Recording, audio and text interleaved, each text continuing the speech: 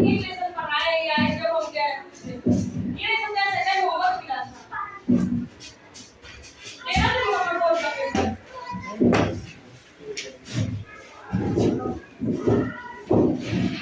चलो आओ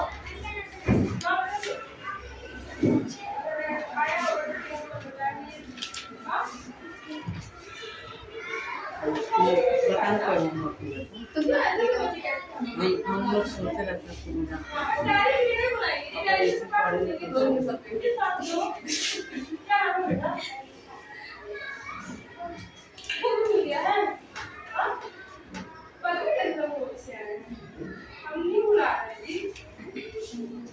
अब चैप्टर नंबर 2 पे ज़्यादा नहीं थोड़ा ही बात करेंगे, लेकिन करेंगे, इससे क्वेश्चंस भी कम आएंगे। लेकिन एक बार देख लेते हैं कम्युनिकेशन साइकिल, ये चैप्टर नंबर 2 है। और कम्युनिकेशन साइकिल में आपको कुछ प्रिंसिपल ऑफ इफेक्टिव कम्युनिकेशन दिया हुआ है, बहुत इंपॉर्टेंट। जो दूसरा टॉपिक है वहाँ से हम लोग को चैप्टर स्टार्ट हो रहा है। यहाँ से ये जो पार्ट है ये याद करना है, इसमें से सवाल पूछे जाएंगे। देखिए प्रिंसिपल ऑफ इफेक्टिव कम्युनिकेशन में आपको बताया है सबसे पहले आपके बातचीत करने का जो भाषा है ना वो बहुत सिंपल होना चाहिए। पहला बोला है कि आपका लैंग्वेज क्या होना चाहिए, सिंपल होना चाहिए। सिंपल लैंग्वेज जरूरी है। अगर आप बहुत ज़्यादा कॉम्प्लेक्स लैंग्वेज में बात करते हैं तो बहुत सारे लोगों को समझ ही नहीं आता आपकी बात। अगर बात ही नहीं समझ में आएगी तो फिर आपका कम्युनिकेशन कभी भी इफेक्टिव नहीं हो सकता है। कंप्लीट एंड कंसाइज, कभी भी बात करें तो पूरी बात करें। बात जो है वो आधे पे रोक करके खत्म नहीं होना चाहिए। ठीक, बातचीत जब भी हो रही हो तो उसको पूरा खत्म करना है। इसके बाद देखिए तो दिया हुआ है अप्रोप्रिएट मीडियम। अप्रोप्रिएट मीडियम का मतलब होता है कि बातचीत करने का आपके पास माध्यम क्या है। बताएं किसी भी बातचीत का अप्रोप्रिएट मीडियम क्या हो सकता है। मीडियम मतलब क्या, साधन। जैसे हम अभी बात कर रहे हैं तो इसके लिए हम एक साधन का यूज कर रहे हैं जिसको हम माइक कहते हैं, स्पीकर कहते हैं। स्पीकर से क्या है, हमारी बात कई गुना मल्टीप्लाई होकर के आप तक पहुंचती है एनर्जेटिकली। तो हम यहाँ से बहुत धीरे भी अगर बोलते हैं तो आवाज़ आप तक बहुत मल्टीप्लाई होकर के पास पहुंचती है। तो ये इफेक्टिव कम्युनिकेशन का है। बहुत अच्छा एग्जाम्पल हो गया। ऑथेंटिक होना चाहिए। ऑथेंटिक का मतलब है कि it should not be misleading, उसमें कोई गलत या फिर फॉल्स इंफॉर्मेशन नहीं होनी चाहिए। गलत इंफॉर्मेशन नहीं होनी चाहिए, यानी कि आपको जो भी सूचना या फिर जो भी जानकारी दी जा रही है वो ट्रू होनी चाहिए, सही होनी चाहिए। बहुत अच्छी बात है। उसके बाद है कर्टियस। कर्टियस का मतलब होता है the sender should be polite and courteous. Polite का मतलब है आप ऐसे शब्दों का इस्तेमाल ना करें जिससे सामने वाले को बुरा लगे। ठीक, अच्छे शब्दों का इस्तेमाल होना चाहिए। इसके नीचे आइए एलिमेंट ऑफ कम्युनिकेशन साइकिल में पहला आता है आपका सेंडर, दूसरा है मैसेज, तीसरा है इनकोडिंग, चौथा है चैनल, फिर है रिसीवर, फिर है डिकोडिंग और फिर है फीडबैक। इसको याद रख लेना है। पहला आता है सेंडर। सेंडर का मतलब वो व्यक्ति जो मैसेज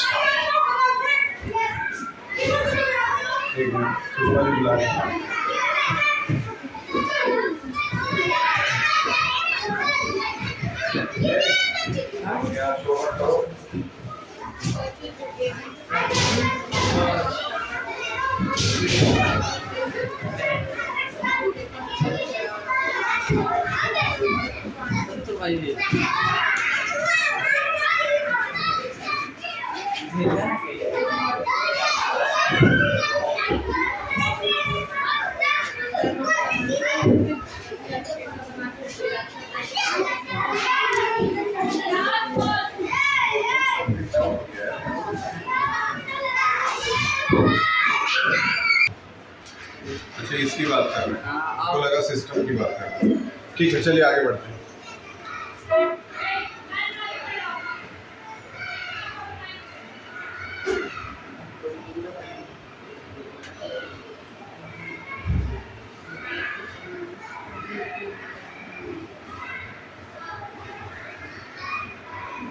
ठीक, तो पहले सेंडर था, फिर मैसेज आया। मैसेज के बाद इनकोड करेगा। जो मैसेज भेजा गया ना उसका इनकोडिंग किया जाता है, मतलब उसको पहले कंप्यूटर समझने की कोशिश करता है, या फिर कोई भी ब्रेन ही हम जब कुछ बोलते हैं तो पहले हम लोग इनकोड करते हैं, उसको समझने की कोशिश करते हैं। उसके बाद क्या करता है, वो एक प्रॉपर चैनल में जाता है। ठीक, उसके बाद है रिसीवर। फिर रिसीवर मतलब जिस तक पहुंचाया जा रहा है वो, और फिर रिसीवर जो है उसको डिकोड करेगा, अपनी भाषा में समझेगा। कहने का मतलब है कि सेम जिस तरीके से हम बोल रहे हैं उसी तरीके से आप समझ नहीं रहे हैं, आपके समझने का तरीका मेरे बोलने के तरीके से अलग हो सकता है। ठीक, आगे बढ़ते हैं। लास्ट में आप फीडबैक देते हैं, जैसे कि आप गर्दन हिलाते हैं, हाँ हाँ समझ में आ गया, हाँ ठीक है, अच्छा है, तो इसको हम लोग क्या कहते हैं, फीडबैक। ये सारी चीज़ें दी हुई थी डिफाइनिंग फीडबैक। फीडबैक को कैसे डिफाइन करेंगे, एक डेफिनेशन पढ़ते हैं फीडबैक का। Feedback is an essential factor in the process of communication cycle.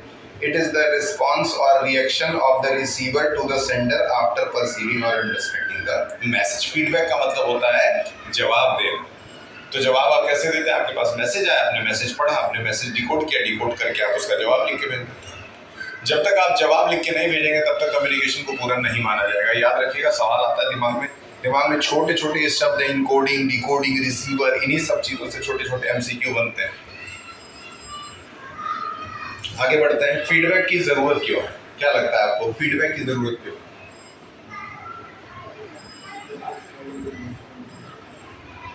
Feedback की जरूरत कम्युनिकेशन के अंदर इसलिए है क्योंकि जब तक फीडबैक नहीं मिलेगा तब तक कम्युनिकेशन को पूरा नहीं माना जाएगा।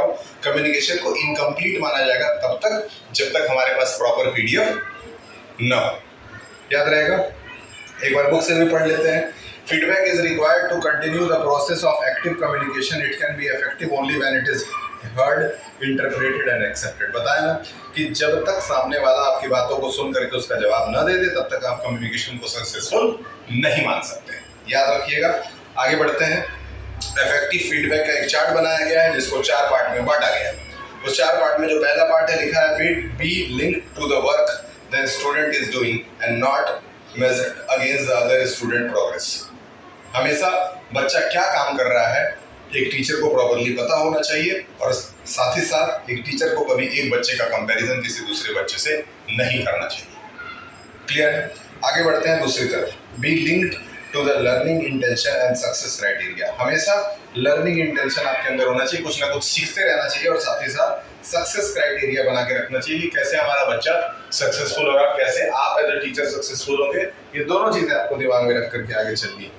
ठीक है, तो अच्छा टीचर वो है जो अपने बच्चे के सक्सेस के बारे में भी सोचे और उसके साथ साथ अपने सक्सेस के बारे में भी सोचे। पहले बच्चे का सक्सेस फिर अपना सक्सेस, क्योंकि बच्चा सक्सेसफुल होगा तो खुद ब खुद हम सक्सेसफुल हो जाए। ठीक है, मेरा एक स्टूडेंट इस बार 99.2 नंबर लाया, 7th क्लास का है, 99.2% लाया। तो 99.2% लाने की वजह से, केवल उसके 99.2% नंबर लाने की वजह से उसके कॉलोनी के लगभग ज़्यादा नहीं तो 7-8 बच्चे मेरी कोचिंग में आए पढ़ने के लिए, सिर्फ उसकी वजह से। तो पहले बच्चा अच्छा करेगा, उसके हेल्प से टीचर के साथ खुद ब खुद अच्छा हो जाएगा। समझ में आया? तो आप भी अपने कोचिंगों का नाम रोशन करें, अच्छा नंबर लाएं। आगे बढ़ते हैं। Including specific areas of improvement, provide next step for the student. कह रहा है include specific areas of improvement and provide next step for the students. ठीक, बच्चे को जिस क्षेत्र में मन लगता हो, जिस काम में मन लगता हो, जिस एरिया में उसका इंटरेस्ट हो, उस एरिया के अकॉर्डिंग उसका डेवलपमेंट कराएं। Be delivered in accessible way and at an appropriate time so that students are able to act upon. Be delivered in accessible way. जब भी आप किसी चीज़ को एक्सप्लेन कर रहे हैं तो समय दे करके कायदे से एक्सेसिबल तरीके से, ताकि हर बच्चे तक आपकी बात प्रॉपरली पहुंच सके। इस तरीके से बच्चों को एक्सप्लेन करने की कोशिश करनी। कुछ भी ऐसा नहीं लिखा है जो कि आपको इजीली समझ में ना आए। बहुत इजी लैंग्वेज में ये पूरी किताब छापी गई है। Basis of problem solving. When a receiver get a message, कह रहा है कि जब भी किसी रिसीवर को मैसेज प्राप्त होता है, कोई प्रॉब्लम उसको सॉल्व करना होता है, तो सॉल्व करने का तरीका क्या होता है? पहले वो मैसेज पढ़ता है, मैसेज पढ़ने के बाद वो उसको इनकोड करता है, इनकोड करके फिर क्या करेगा, उसका रिजल्ट निकालने की कोशिश करेगा। जस्ट लाइक कि आपको कोई मैथ का क्वेश्चन दे दिया गया है, तो आपका तरीका क्या होता है उसको सॉल्व करने का? तरीका यही है कि पहले आप पढ़ते हैं, फिर उससे रिलेटेड फॉर्मूलों के बारे में सोचते हैं, फिर उसका रिलेटेड कैलकुलेशन के बारे में सोचते हैं, और फिर लास्ट में जाकर के आपका आउटपुट यानी कि आंसर निकलता है। ठीक है, इसके बाद आगे बढ़ते हैं। Can motivate. Student need motivation to study and perform and give task well. Right feedback given at right time can be wonder for them. It can show them right. Can motivate. याद रखिएगा, अगर student need motivation, students को हर समय motivation की जरूरत पड़ती है, हर समय मोटिवेशन की जरूरत। मोटिवेट कौन करेगा? टीचर करेंगे। मोटिवेट कौन करेगा? पेरेंट्स करेंगे। पेरेंट्स और टीचर को छोड़ करके और कुछ अच्छे दोस्तों को छोड़ करके आपको कोई तीसरा चौथा मोटिवेट करने के लिए नहीं है। आपका कोई पटीदार, आपका कोई रिश्तेदार, उन लोगों को आपके लिए इतने ज़्यादा फुर्सत नहीं। टीचरों को स्पेशली आपके लिए रखा गया है, तो ना चाहते हुए भी आपको मोटिवेट करने की कोशिश करते हैं, क्योंकि उनकी वो जिम्मेदारी होती है। याद रखिएगा, बच्चों को मोटिवेशन की जरूरत पड़ती है। ठीक, आगे बढ़ते हैं। इसके बाद है कैन इम्प्रूव परफॉर्मेंस। हर बच्चा मोटिवेशन के थ्रू अपने परफॉर्मेंस को बेहतर कर सकता है, उसको गाइडेंस मिले तो। हर बच्चे की बात कर रहे हैं, हर बच्चा अपने परफॉर्मेंस को बेहतर कर सकता है, चाहे वो किसी भी स्थिति में। Tool for continued learning. Tool for continued learning का मतलब क्या है? Feedback plays a vital role in learning. ठीक, फीडबैक जो है एक बहुत अच्छे टूल की तरह है। जितना ज़्यादा आपको बच्चों से फीडबैक मिलेगा ना, उतना ज़्यादा आपके बच्चे इंप्रूव करेंगे। जस्ट लाइक कि हम कुछ पढ़ा रहे हैं और आप लोग हर बात पे सवालों का जवाब देते जा रहे हैं, मतलब आपको समझ में आता जा रहा है। अगर ज़्यादा समझ में आ रहा है तो फिर आप क्या करेंगे? तो ज़्यादा समझ में आएगा तो फिर उसका नंबर भी अच्छा ही आएगा। नंबर अच्छा आएगा, इसका मतलब है कि हम लोग पॉजिटिव फीडबैक पा रहे हैं। चलिए आगे बढ़ते हैं। डिस्क्रिप्टिव फीडबैक भी दिया हुआ है। डिस्क्रिप्टिव फीडबैक में बता रहा है अकॉर्डिंग टू ब्लैक, हैरिसन और Lee William, descriptive feedback is the most power tool for improving student learning. Descriptive feedback दे करके आप स्टूडेंट्स के लर्निंग के मेथड को इम्प्रूव कैसे करेंगे, जरा उसको समझते हैं। ठीक, डिस्क्रिप्टिव फीडबैक क्या हुआ? मतलब बहुत प्रॉपरली डिस्क्राइब करना किसी चीज़ को फीडबैक के रूप। जब आप डिस्क्राइब करते हैं तो बच्चे को समझ में आता है कि नहीं? तो मान लेते हैं टीचर कोई समझा रहा है, तो समझाते समय उसके एक्सप्लेन करने का तरीका जितना ज़्यादा अच्छा होगा, उतना ही ज़्यादा आपको समझ में आएगा। उसके तरीके के ऊपर काफ़ी कुछ निर्भर करता है। ठीक है, तो याद रखिएगा डिस्क्रिप्टिव फीडबैक के बारे में। डिस्क्रिप्टिव फीडबैक का मतलब है कि जितना अच्छा एक्सप्लेन किया जाए उतना लर्नर्स को समझ में आएगा। In other words, it enables the student to learn about the current achievement along the weaknesses which need to be improved. It includes suggestion to help them to achieve their objective. It also provides a direction for the student to identify the steps taken to fulfill their goals. ठीक है, हर जगह पे एक ही चीज़ लिखा हुआ है कि goal achieve करना है। गोल अचीव करने के लिए राइट मोटिवेशन चाहिए, राइट मोटिवेशन के लिए राइट एक्सप्लेनेशन चाहिए, राइट फीडबैक चाहिए, और ये सारी चीज़ें करने में आपका जो टीचर है आपकी मदद करेगा। कहीं ना कहीं कंप्यूटर को और कम्युनिकेशन को एक दूसरे के साथ लिंक करने की कोशिश की गई। आप पढ़ तो रहे हैं कंप्यूटर, लेकिन पढ़ाया जा रहा है कम्युनिकेशन। इसका सीधा मतलब है कि कम्युनिकेशन का इस्तेमाल कंप्यूटर में बहुत भारी रूप में किया जा रहा होगा। ठीक है, याद रखिएगा। आगे बढ़ते हैं। Factor essential for giving descriptive feedback. अब देखिए 4-5 पॉइंट्स बोलूंगा, चैप्टर में कुछ ज़्यादा कुछ है नहीं, खत्म करेंगे, आगे निकलेंगे। इसमें क्या है? फैक्टर से याद रखिएगा, गोल ओरिएंटेड होना चाहिए। काम तो हम लोग गोली ओरिएंटेड करें तो अच्छा है। ऐसा काम क्यों करें जिससे फालतू का कोई फायदा नहीं मिलना। ठीक है, दूसरा है एक्शनेबल। उसमें कुछ एक्शन लीजिए, कुछ डिसीजंस लीजिए, तभी तो आगे बढ़ेंगे। कुछ डिसीजन ही नहीं लेंगे, हमेशा आतंकवादी आए मार के चले गए, ऐसे ही नहीं चलता रहेगा। कभी तो मिशन सिंदूर होगा, ऑपरेशन सिंदूर कभी तो करना पड़ेगा ना। तो डिसीजन कभी ना कभी तो लेना ही पड़ता है। यूजर फ्रेंडली होना चाहिए। यूजर फ्रेंडली मतलब सबको समझ में आए ऐसा कम्युनिकेशन होना चाहिए, ऐसा फीडबैक होना चाहिए। फिर उसके बाद टाइमली होना चाहिए, समय से आपको फीडबैक मिल जाना चाहिए। जस्ट लाइक कि आप कोई मैसेज भेज दिए कि हेलो आप I need your help, where are you, अब वो 6 महीने बाद तुमको रिस्पॉन्स दे रहा है, हाँ आई एम इन गोरखपुर, उसका कोई मतलब नहीं बनता है। यानी कि जब भी फीडबैक मिले तो आपको तुरंत समय पे मिल जाना चाहिए। जब आपको उस फीडबैक की ज़रूरत हो, जितने समय में आपको रिस्पॉन्स की ज़रूरत हो।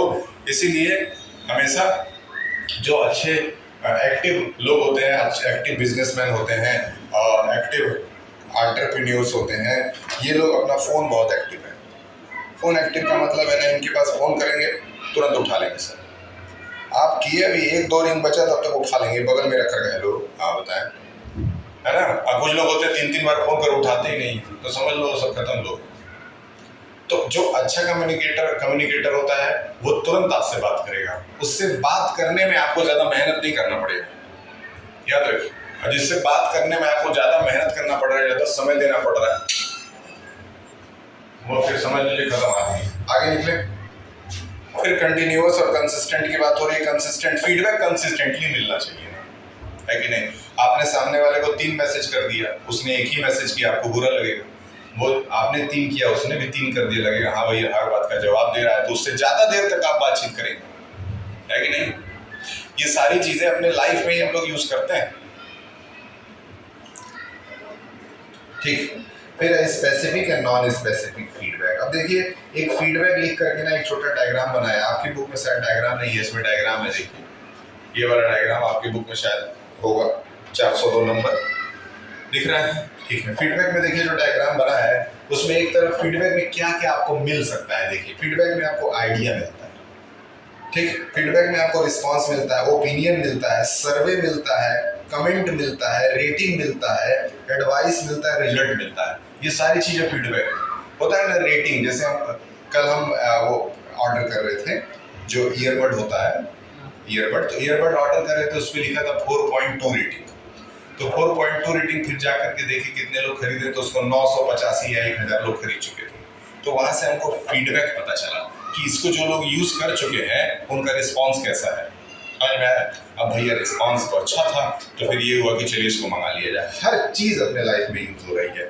कहीं से कोई आइडिया ले लेना, देखिए अब चैट जीपीटी को देते हैं कि हमारे साथ ये प्रॉब्लम है, बताइए मैं क्या करूं, तो वो आपको फीडबैक तुरंत देता है, तुरंत रिस्पॉन्स देता है। तो बनना है तो चैट जीपीटी की तरह बनना है, जैसे ही सवाल दिए तुरंत जवाब दे दिया। उसके बाद देखिए इसी में सर्वे दिया हुआ है, कमेंट दिया हुआ है। कमेंट तो होता ही है, देखिए वीडियो बना के डालते हैं लोग, कहते हैं अपने वीडियो के लास्ट में कहते हैं कि अगर आप कोई सुझाव देना चाहते हैं तो वीडियो के लास्ट में आप कमेंट जरूर करें, मैं आपका ये वो स्वागत करता हूँ अपने इस चैनल, होता है ना। तो उसमें भी हम जो कमेंट मांगते हैं तो फिर नीचे देखते हैं वो कमेंट लिख करके भेजता है, तो वो भी एक फीडबैक ही है। कहने का मतलब जिन लोगों ने हमारा वीडियो देखा है उन्होंने हमें रिस्पॉन्स दिया है। मेरे ख्याल से फीडबैक का मतलब बहुत कुछ हद तक बच्चों को समझ में आ रहा होगा। एक बहुत अच्छा स्टूडेंट्स के लिए जो फीडबैक है वो क्या है, उनका एग्जाम का रिजल्ट जो होता है वो बहुत अच्छा फीडबैक होता है कि आपने कितना मार्क्स स्कोर किया, कितने नंबर लायक आप थे, कितना अच्छा परफॉर्मेंस हुआ, कितना परसेंटेज आप पाए हैं, ये आपके लिए फीडबैक है, ठीक। तो आप लोग तो अच्छा ही नंबर पाते हैं एग्जाम में। अब आगे बढ़ते हैं। नॉन स्पेसिफिक फीडबैक भी हो सकता है, देखिए लास्ट टॉपिक है चैप्टर का। नॉन स्पेसिफिक फीडबैक का मतलब होता है जो पूरी तरह से स्पष्ट ना हो, क्लियर ना हो। तो कह रहे हैं नॉन स्पेसिफिक फीडबैक में आपका जैसे कोई अच्छा काम किया, मैं बोल दिया very good job, very good, very good, ये non specific feedback. Excellent work, जैसे क्लास में कोई बच्चा अच्छा जवाब दिया, टीचर ने कहा वेरी गुड, या क्लास में अभी देखिए आपका एक मैथ्स का क्लास चल रहा था, उसमें एक बच्चा सो रहा था, फिर टीचर गया उसको एक चपाट मारे, वो उठा। कोई था ऐसा, किसको पढ़ा था?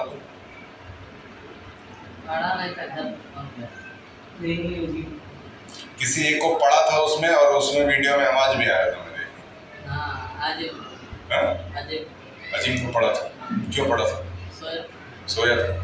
सोया तो वो हमेशा रहता है, लेकिन मैथ्स के टीचर आए हैं नए, पढ़ा रहे हैं, तो कम से कम पढ़ना चाहिए, उसको सोना है। तो जब पढ़ा उसको तो खुला उसका दिमाग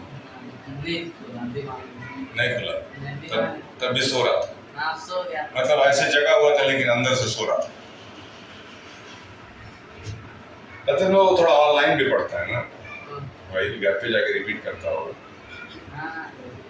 है ना, बहुत कुछ रिपीट करता होगा, है कि नहीं? हम सब जानते हैं क्या क्या रिपीट करते हैं, लेकिन खैर वो मेरा क्राइटेरिया नहीं है।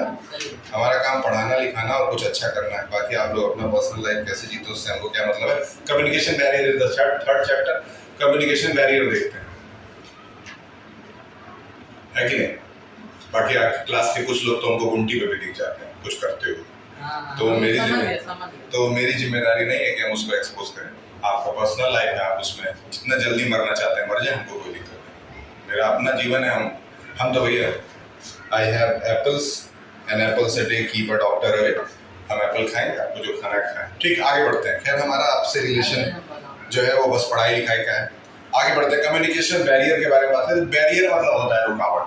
अब भैया किसी से बातचीत करते समय कोई रुकावट भी तो आ सकती है, अब फोन मिला है लेकिन टावर अच्छा नहीं चल रहा है, टावर अच्छा नहीं पकड़ रहा है, नेटवर्क अच्छा नहीं पकड़ रहा है, तो बैरियर आ गया, है कि नहीं। यूट्यूब देख रहे हैं तो क्या कहते हैं, वाईफाई अच्छा नहीं चल रहा है तो ब्लर होने लगा, ऐसे घूमने लगा, वो बैरियर है। जब भी आप कम्युनिकेट कर रहे हैं और बीच में कोई रुकावट आ गई, जैसे हम आपको अच्छे से पढ़ा रहे हैं तब तक यहाँ बच्चे शोर कर रहे हैं, ये भी कम्युनिकेशन बैरियर है।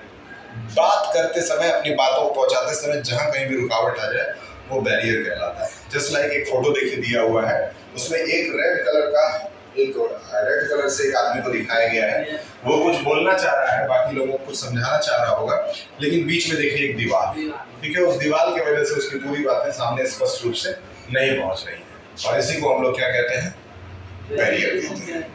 याद रहेगा। चलिए आगे बढ़ते हैं। बैरियर कई तरह का हो सकता है, लेंथी एंड कॉम्प्लिकेटेड मैसेज।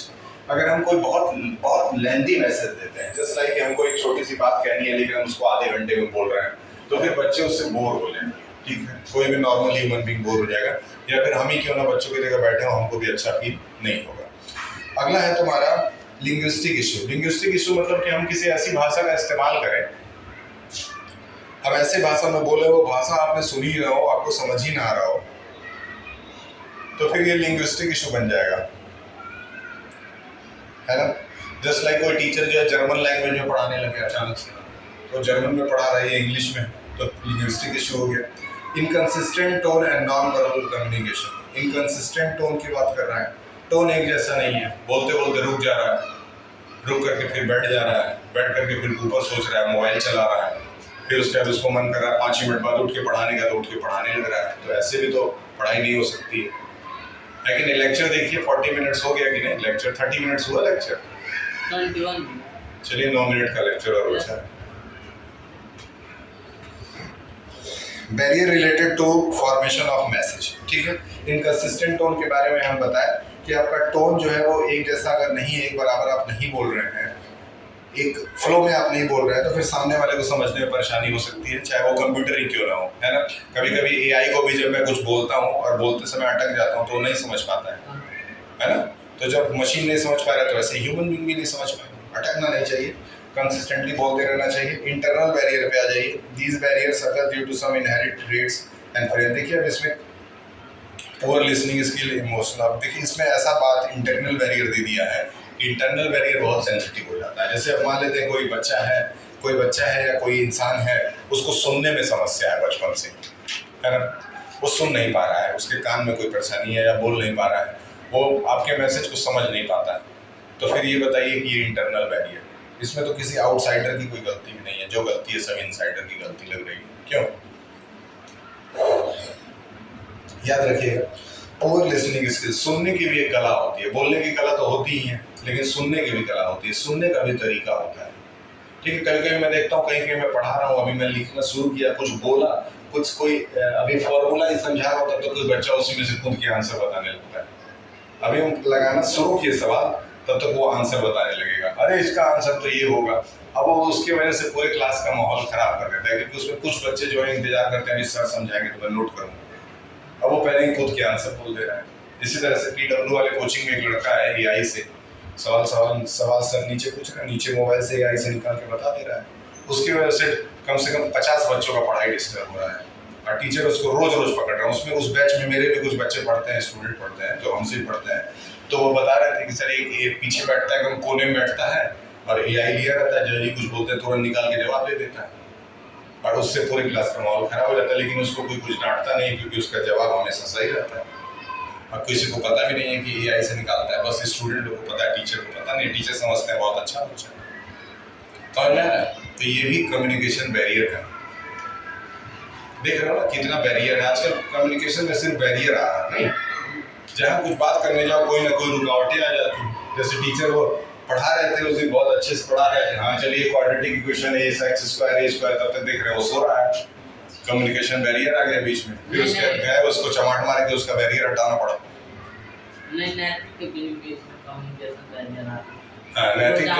नैतिक खुद ही एक बहुत बड़ा बैरियर है सबके लिए।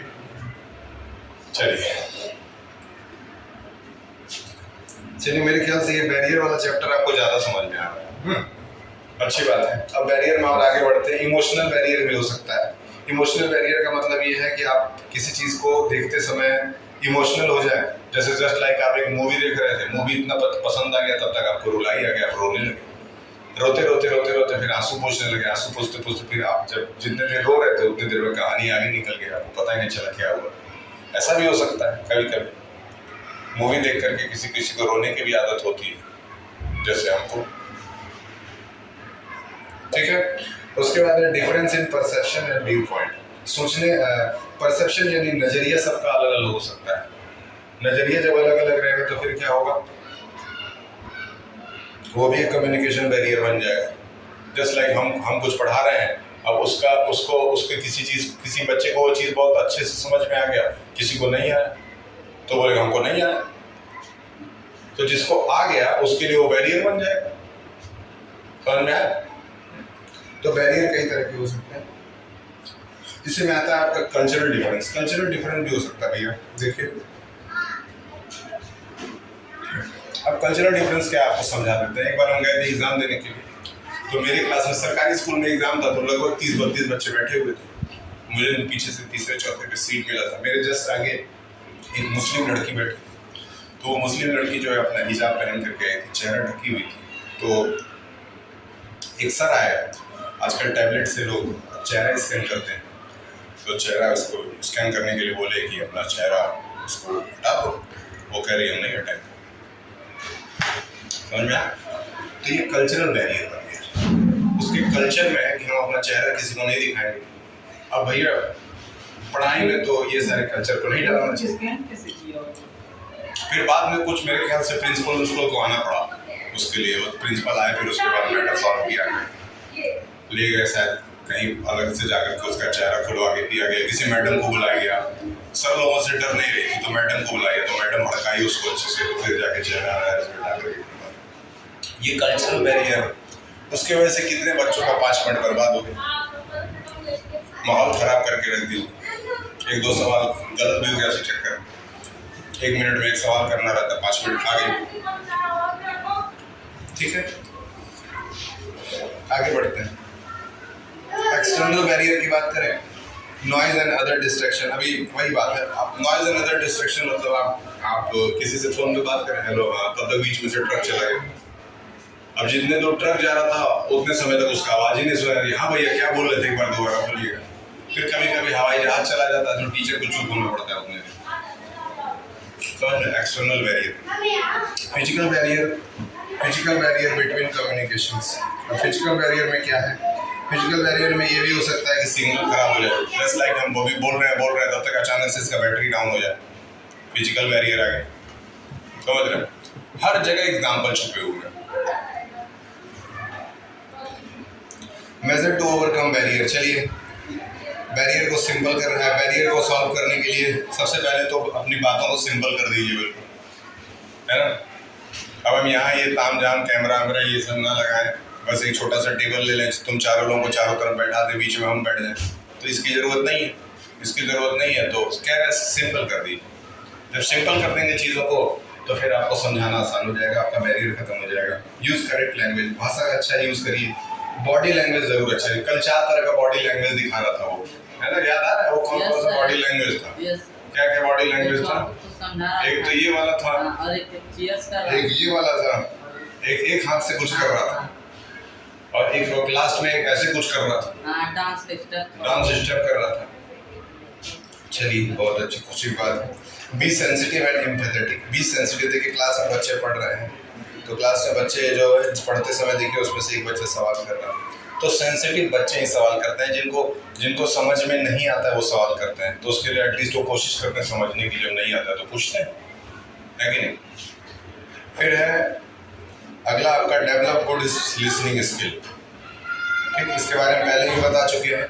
लिसनिंग स्किल मतलब सुनने की क्षमता अच्छी डेवलप कर लीजिए। डेवलप ट्रस्ट, विश्वास पैदा करिए अपने ऑडियंस में, अपना विश्वास पैदा करिए, है ना। इस समय देखो कितने 20 साल के यूट्यूबर कितना आगे बढ़ गए हैं। हैरियर खरीद लेकर के चल रहा है, टाटा हैरियर ले लेना है, मनोज डे और ये सब बहुत सारे लड़के हैं जो नए नए लड़के हैं, है कि नहीं। तो इन लोगों ने अपने जनता के ऊपर ट्रस्ट डेवलप किया है। ठीक, चलिए आप भी ट्रस्ट डेवलप करेंगे। Keep your emotion in check. Emotion in check का मतलब ये है, ज़्यादा इमोशनल भी मत हो जाइए और ज़्यादा कठोर भी मत बनिए, मिडिल पाथ अपनाइए। डो नॉट अज्यूम, हमेशा सोचिए मत बहुत ज़्यादा, जो आपके सामने काम है उसको करते रहिए। बी अनबायस्ड एंड फेयर, है ना। अनबायस्ड मतलब सर 30 मिनट हो गए। 30 मिनट हो गया तो मुश्किल से 2 मिनट 2 मिनट और लगेगा। बी अनबायस्ड, अनबायस्ड का मतलब होता है किसी का पक्ष मत लीजिए, ठीक। फेयर हमेशा रहिए। रेस्पेक्ट अदर कल्चर्स, दूसरे की भी सभ्यता की इज्जत करिए। आगे निकलते हैं। Use poor communication channel, proper बोलना था, पुअर बोल दी गलती से। यूज प्रॉपर कम्युनिकेशन चैनल, तो प्रॉपर कम्युनिकेशन चैनल के लिए हम लोग जैसा भी हमारे पास फैसिलिटी होगा, इंफ्रास्ट्रक्चर होगा, उस हिसाब से हम प्रॉपर कम्युनिकेशन चैनल का यूज करेंगे। Find alternate mean of communication to overcome physiological problems, ठीक। अगर कोई प्रॉब्लम आ रही है तो उसकी जगह किसी दूसरे मेथड का इस्तेमाल करें, ठीक है। किसी दूसरे मेथड का इस्तेमाल करें एक्सप्लेन करने के लिए, समझाने के लिए, अपनी बातों को रखने के लिए। Use emojis and texting. अब देखिए इमोजी का आजकल बहुत ज़्यादा वैल्यू चल रहा है ना। आप इमोजी जानते भी होंगे क्या होता है, अलग अलग तरह के इमेजेस बना करके मैसेज दिए जाते हैं, ठीक है। सीकिंग फीडबैक, देखिए यहाँ पे आप एक चीज़ देख पा रहे होंगे, एक डायग्राम दिया है जिसमें 3 तरह के हाथ बनाए गए हैं, दिख रहा है ना। तीनों हाथ के कुछ मतलब है क्या?